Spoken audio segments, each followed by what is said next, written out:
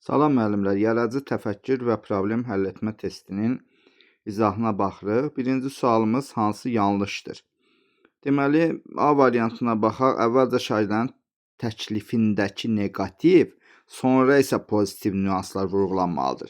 Yəni bilirsiniz də neqativ, yəni mənfi olan söhbət gedir, pozitiv isə müsbət olan fikirlərdən söhbət gedir.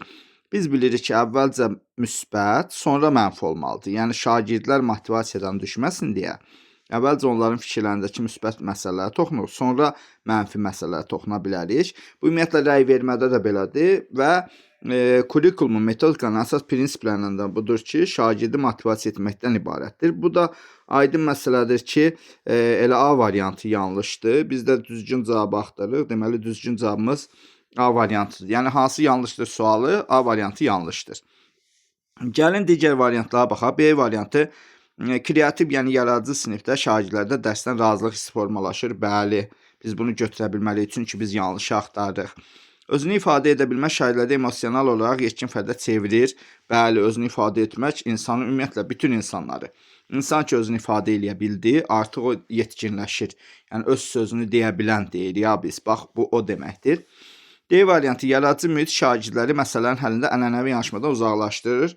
Bu da doğrudur, çünki yaradıcı olanda standart yanaşmadan çıxır, qeyri-standart düşünür, ənənəvi əvvəlki kimi yanaşmır. Aydın məsələ ki, bu da doğrudur, götürmürük. Y variantı şagirdlərin yaradıcı dərsdə ən sevdiyi nüanslardan biri əylənərək öyrənməkdir. Bəli, yaradıcılıq biz onlara hər imkanı verəndə səhvləriniz də olsa bu hərəkətləri edin, yəni yaradıcı yanaşın, eybi yoxdur, uğursuzluğun sonu uğurla nəticələnəcək desək, onlar aydın məsələ ki, əylənərək öyrənməkdən çəkinməyəcəklər və bunlara xoş gələcəkdir. Deməli, düzgün cavab oldu A variantı. İkinci sual. Hansı texnika yaradıcı təfəkkür inkişaf etdirməz? Sadə sualdır. Kitabdan da baxsaz, deməli A variantı yaradıcı təfəkkürdə var. 4-dən 1 KH, xüsusən layihələrdə istifadə olunan üsuldur. Yaradıcı təfəkkürə aiddir. B variantı beyin həmləsi yaradıcı təfəkkürə aiddir. Şagirdlərin fərziyyələrini, yaradıcılığını söyləməyinə imkan verir. C variantı yaradıcı təfəkkürə aiddir. Analogiyanın tapılması, məsələn, quşun uçmasına baxaraq təyyarənin qurulması, balığa baxaraq gəminin sualtı qayığının düzəlməsi, cırcıramaya baxaraq vertolyotun düzəlməsi, bunlar hamısı analogiyanın tapılmasıdır. Əşyaların qeyri-adi istifadəsi, elə bu adından məlumdur, qeyri-adi istifadə, beləliklə bu da yaradıcı təfəkkürə aiddir. Cavab qalır Y variantı, düzgün cavab Y variantıdır. Aksiyon üsulu yaradıcı təfəkkür deyil. Bu sadəcə yaddaşı, yadda salmanı artıran üsullardan biridir. Haqqında üsulları keçərkən danışacağıq. Növbəti sualımıza baxırıq, uyğunlaşdırın. Yaradıcı dərs mühiti, ənənəvi dərs mühiti, yəni köhnə ilə müasir də deyə bilərik. Amma yaradıcı sözü bizi daha çox yaradıcı təfəkkürə aparır. A variantı əsasən hafizə güclənir. Aydın məsələdir ki, A variantı 2-yə aiddir. B variantı mövcud fikir və ideyalara əsaslanır. Bu mövcud, yəni olandır da, yeni bir şey yoxdur ki. Bu da aydın məsələdir ki, B variantı da aiddir ikinciyə, ənənəviyə. C, ideyaların generasiyası, yəni ideyaların bir-birə bağlanması, əlaqənin qurulması. Bu aydın məsələdir ki, yaradıcı təfəkkürə aiddir. C variantını 1-ə aid elədik biz. D variantı hipotetik, yəni xəyali düşünmə güclənir. Xəyal gücünün inkişafı da yaradıcı təfəkkürə aiddir. Ona görə C variantı da, D variantı da 1-ə aiddir. Onu da yazdıq bura. 1-ə C, D, 2-yə A, B, 1-ə C, D, 2-yə A, B, D variantıdır. Düzgün cavabımız olur D variantı. Dördüncü sual. Ən doğru problem həll etmə bacarığı nə deməkdir? Müəllimlər, bu birbaşa problem həll etmə bacarığının tərifidir. Yəni, cavab da D variantıdır. Yiyələndiyimiz bilikləri daha öncə rastlaşmadığımız məsələyə tətbiq etməkdir problem həll etmə. Fikir verin, A variantı problemi diqqətlə araşdırıb mənbələri düzgün müəyyən etmə. Bu, onun mərhələsidir. Qrupla problem həll etmə bacarığı mərhələsidir. Problem həll edən zaman əvvəlki problem həllində qazanılmış bilikləri olduğu kimi tətbiq etmək, bu elə ənənəvi yanaşmadır. Heç problem həll etmə bacarığı demək deyil. Y variantı hərtərəfli diaqnoz qoymadan məsələyə kreativ yanaşmadır. Hərtərəfli diaqnoz qoymayanda kreativ yanaşma olmayacaq, aydın məsələdir. Çünki orada çoxlu səhvlərə yol verə biləcəyik. Amma bizim biliklərimiz var, yiyələnmişik. Amma birdən elə bir məsələ çıxdı ki, bu problemi həll etməliyik. Bu, əvvəl bizə rast gəlməyib. Aydın məsələ ki, burada ona tətbiq edə biləriksə, bizdə problem həll etmə bacarığımız aydın məsələdir ki, var. Cavab olur 4-cü sualda D variantı. 5-ci sual. Hansı yanlışdır? Problem həll etmənin mərhələlərini bilirsiniz. A variantı problem həll etmənin ilk adımı problemi müəyyən etməkdir. Bu doğrudur, aydın məsələdir. Deməli, bu A variantı doğru. Bir dəqiqə bunu geri çəkək. Aha. A variantı doğru oldu. B variantı problem həll etmə zamanı beyin həmləsi üsulu bayaq dedik. Bəli, beyin həmləsi üsulu var. C variantı problem həll etmə zamanı sonuncu addım həll yolunu planlamaqdır. Bu səhvdir. Çünki sonuncu addım aydın məsələdir ki, qiymətləndirmədir. Yəni C variantı səhvdir. D variantı problem həll etmə zamanı problemi tənqidi analiz etmək, bütün təfəkkür növlərində tənqidi analiz çox yaxşı bir şeydir. Y variantı problemi həll etmə zamanı təfəkkürün vəhdəti zamanı başlayır. Bəli, problem həll etmədə əsasən həmişə təfəkkürün bütün növləri iştirak edir ki, bu da kitabda olduğu kimi cümlə şəklində vardır. Cavab olur C variantı 5-ci sualımızdır. 6-cı sualda uyğunluğu müəyyən edin. Bu dəfə uyğunluğu deyirsə doğruya doğru, yanlışa yanlış deyəcəyik. Baxaq birinciyə. Göyə doğrunun altındakılar doğrudur yoxsa yanlışdır? Yaradıcı təfəkkür yalnız istedadla bağlı deyil, doğru.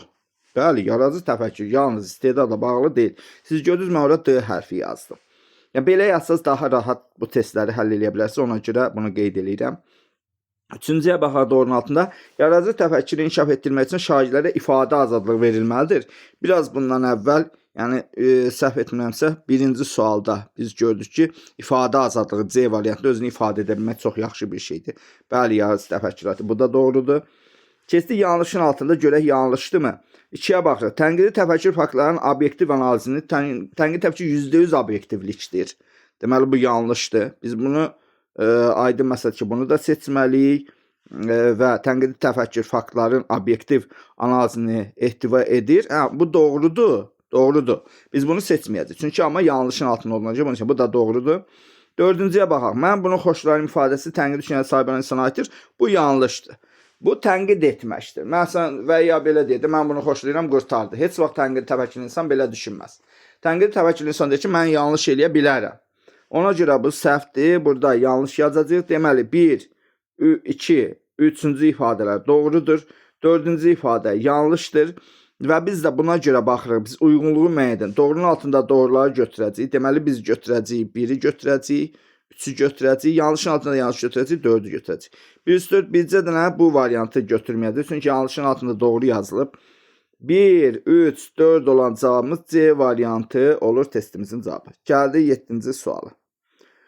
Müəllim sinifdəki konflikti aradan qaldırmaq üçün müzakirə təşkil etmişdi. Şagirdlərdən biri telefonla müzakirənin video görüntüsünü almışdı. Bir neçə gün sonra məsələ valideynlər arasında narazılığa səbəb oldu. Şagird də dedi ki, mən konfliktin necə həll olduğunu göstərmək üçün bunu etmişəm. Görürük ki, aydın məsələdir ki, bu söz oyunu oynayır və məntiqi əsassız danışır, məntiq xətasına yol verib və beləliklə bunun cavabını axtarırıq. Bir dəqiqə mən lövhəni birdən silim, zəhmət olmasa biz baxaq davamı. Bəli, beləliklə.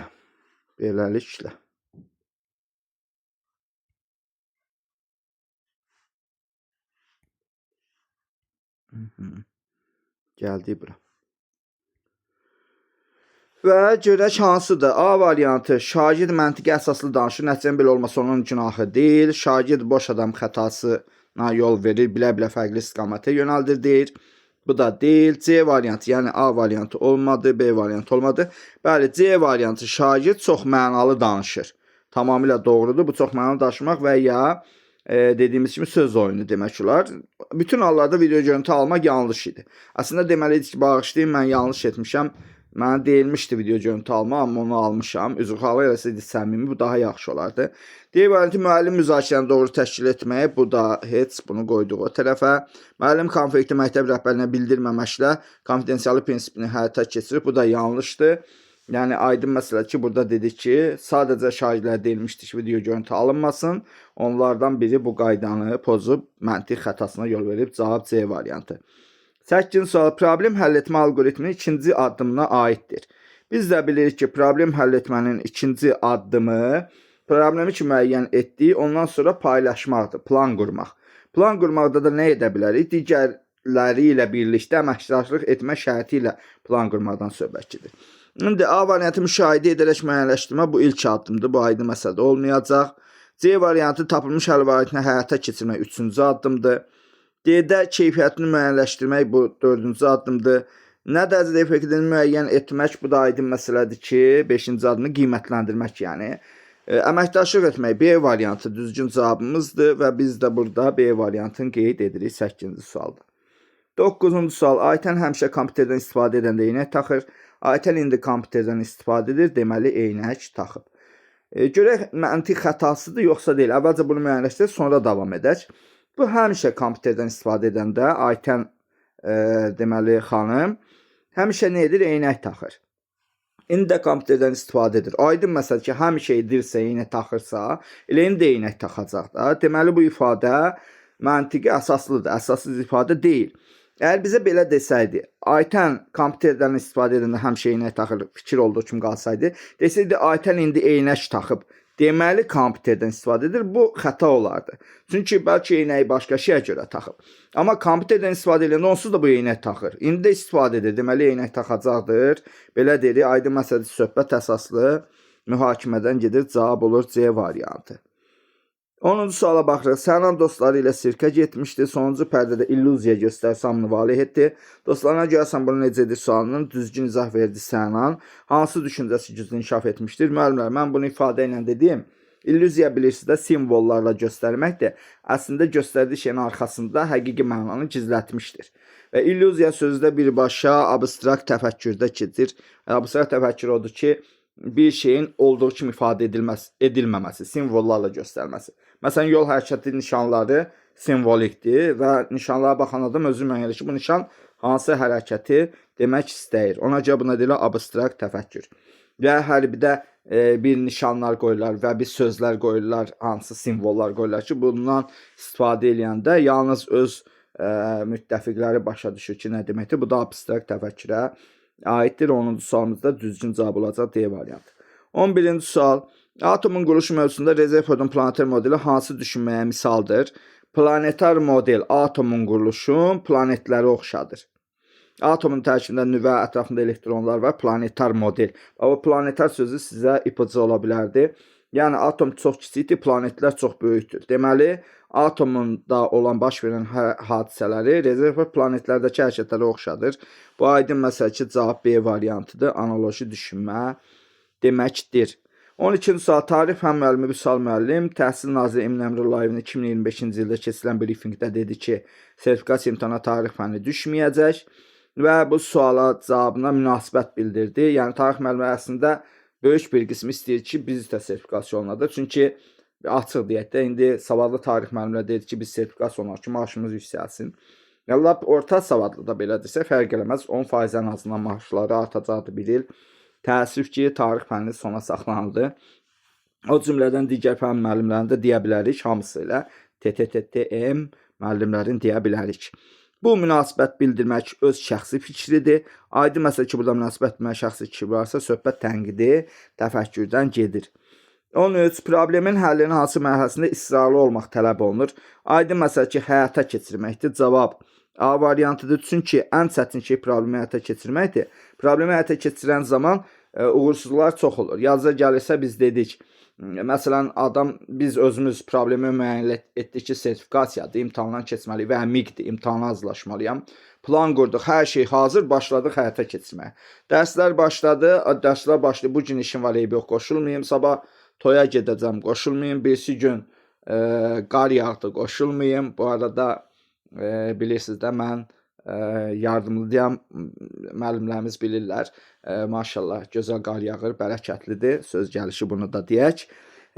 Hamıza uğurlu olsun bu ilimiz, bu bərəkətdən siz də bəhrələnəsiz. İndi B variantda problemi müəyyənləşdirmək, aydın məsələ ki, digərlər artıq olmayacaq. Planı həyata keçirmək ən çətinidir. Çünki orada qarşıya çıxan şeylərdə həm məyus olmamaq lazımdır, həm də israrlı olmaq lazımdır. Davami dərslərdə iştirak etməlidir. O qurduğumuz planı bugün bu səhifəni oxuyacamsa oxumalıyam hökmən. Bunu özümüzə qonaq da gəlsə, nədə olsa, necə olsa bunu həll etməliyəm deməliyik. Bu da belə. 14-cü sual hansı doğrudur sualıdır. Deməli bu sualda A variantı şahidlər rəy verən və rəy alan zaman negativə köklənməlidir. Bayaq dedik, bu səhvdir. Müşahidə edən zaman şahid özü üçün səmərəli fərqli metod seçə bilər. Bəli, şagird özü üçün səmərəli metod seçə bilər. Bu həm metakognitiv bilikdir, həm aydın məsələdir ki, əslində şagirdə elə yaradıcı təfəkkürün əsas xüsusiyyətlərindən biridir. C variantı tənqid düşünmə, hər yoldan istifadə et, qazan. Səhvdir. Hər yoldan istifadə edib qazanmaq doğru deyil. Həqiqət nədirsə onunla qazan. Obyektivlik nədirsə onunla qazan, bu daha doğrudur. Qazanmasaq da heç olmasa obyektiv olaq, yəni uduzsaq da mübahisəni, belə olsa daha yaxşıdır. Tənqid təfəkkür bu deməkdir. D variantı yaradıcı təfəkkür çərçivə daxilində düşünmək. Xeyr, çərçivədən kənar düşünmək deməkdir. Y variantı yaradıcı düşünən insan yenilikləri sınavdan keçirməlidir. Bu zaman risk etmək məsləhət deyil. Birinci cümlə doğrudur, sınavdan keçirmək. Amma risk etmək məsləhət deyil, bu səhvdir. Tədbirli risk etməlidir desək daha doğrudur. Cavab olur 14-cü sualda B variantı. Növbəti sualımıza baxaq. Bir dəqiqə lövhəni silək.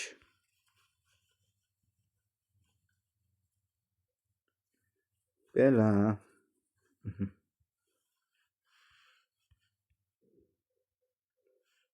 Deməli, növbəti səhifəmizə baxaq. 15-ci sual. Yaradıcı təfəkkür inkişaf etdirmək üçün şagirdlərdə xəyali, hipotetik düşünmə qabiliyyətini artırmaq lazımdır. Buna görə hansı fəaliyyətlər məqsədə uyğundur? Şagirdlərin xəyalını gücləndirmək üçün məcazlar daha çox onların xəyalını gücləndirə bilər, aydın məsələdir. Açıq və qapalı suallar, burada qapalı suallar olmayacaq. Çoxlu riyazi tapşırıqlar, bunlar da yaradıcı təfəkkür görür ki, ipucu deyil. Deməli, açıq suallar, qrup işi, debatlar. Bəli, bu doğru cavabdır. Cavab 15-ci sualda C variantıdır və biz bilirik ki, qrup işi, açıq suallar, görürsünüz qapağını çıxmışıq, debatlar, müzakirə etmək, yaradıcı təfəkkür inkişaf edər. D variantında aydın məsələ ki, negativ rəy daha çox motive eləyir, belə bir şey ola bilməz. Y variantı tənqid etmək qabiliyyətini inkişaf. Xeyr, tənqid təfəkkür inkişaf olsa da, hardasa müəyyən qədər düz götürə bilərdik. Y variantı da yanlışdır. Cavab oldu C variantı. Açıq suallar, qrup işi, debatlar. 16. Problem həll etmə aiddir. Kurikulumun prinsiplərindən biri deyil, təlim strategiyalarından deyil, 21-ci əsrin bacarıqlarından biridir. Cavab olur C variantı. Təlim forması deyil, hafizəyə aiddir deyil. Bu da aydın məsələdir. Biz bunu dərs başlayanda demişik və kitabda da var, təzədən açıb oxuya bilərsiniz. Problem həll etmə 21-ci əsrin mühüm bacarıqlarından biridir. Rəsminə qalsa tənqidi təfəkkür, yaradıcı təfəkkür, problem həll etmədir. Bunlar hamısı 21-ci əsrin mühüm bacarıqlardır. 17-ci sualda müşahidə, analitik təhlil, ümumiləşdirmə. Müşahidə, xüsusidən ümumiyə gedən yol. Başdan müşahidə ilə başladı, ümumiləşdirmə. Xüsusidən ümumiyə gedən yol aydın məsələdir ki, nümunədən qaydaya tərəf getmək deməkdir. Burada söhbət A variantı induksiyadan gedir. Kitabda da var. Təzədən gedib baxa bilərsiniz. 18-ci sual asan sualdır. Müəllim sözlər verir. Uşaqlar deyir ki, hekayə düzəlt. Uşaq sözlərdən istifadə edir, hekayə düzəldir. Bu aydın məsələ ki, birbaşa yaradıcı təfəkkürdür. Cavab olur C variantı. Məncə kifayət qədər asan suallardan biridir. 19-cu sual. Hansı fəaliyyət zamanı əsasən təfəkkürün hər üç növü işlər? Bayaq bunun haqqında danışdıq. Təfəkkürün bütün növlərinin işləməsi əsasən müzakirələr zamanıdır. Yəni, burada sinifdə müzakirələr zamanı daha doğrudur. A variantı ev tapşırıqları bəlkə orada yaradıcı təfəkkür məsələn deyək, istifadə olunmur. Ancaq məntiqə əsaslanan tapşırıqlar verilib. Sinifdə mövzunu fasiləli oxuya öyrənən zaman burada da yaradıcılıq aydın məsələdə elə də yoxdur. Tənqidi təfəkkür elə də yoxdur. Çoxlu riyazi tapşırıqlar əsasən məntiqi təfəkkürdür. Riyaziyyat məsələləri məntiqi təfəkkürdür. Sürətli cavab vermə bacarığı bu hafizəyə aiddir. Deməli, A, B, C, Y variantlarının çıxdığı cavab qaldı D variantı. 20-ci sual. Deməli, Venn diaqramında uyğunlaşdırılan söhbət gedir. Tənqidi təfəkkür, yaradıcı təfəkkür bir də ortaq. İndi 4N1KH üsulu A aydın məsələdir ki, 2-yə uyğun gələcək. Hər ikisində bu üsuldan istifadə olunur. B variantı problem həll etmə zamanı, bu da 2-yə uyğun gələcək. Aydın məsələ ki, biz demişik, tənqidi təfəkkür deməli problemin səmərəli həllidir. Yaradıcı təfəkkür isə problemin alternativ həll yolunun tapılmasıdır. B də 2-yə uyğun gəlir. Arzu yoxsa ehtiyacın seçimi, tənqiddə olar seçim etmək qabiliyyəti. Deməli, C variantını biz bura aid eləyəcəyik, bira aid eləyəcəyik və analogiyanın tapılması dedik bayaq. Məsələn, zıramadan teoriyanın düzəldilməsi kimi. D variantı da 3-ə uyğun gələcək, yaradıcı təfəkkürə. 1C, 2AB, 3D. 1C, 2AB, 3D də C variantındadır. Bizim düzgün cavabımız olur C variantı. Bu qədər yaradıcı təfəkkür problem həll etmə 2026 testinin izahını başa çatdırdıq. Təşəkkürlər. Nə sualınız olsa da aydın məsələdir ki, yönəldə bilərsiniz. Çox sağ olun.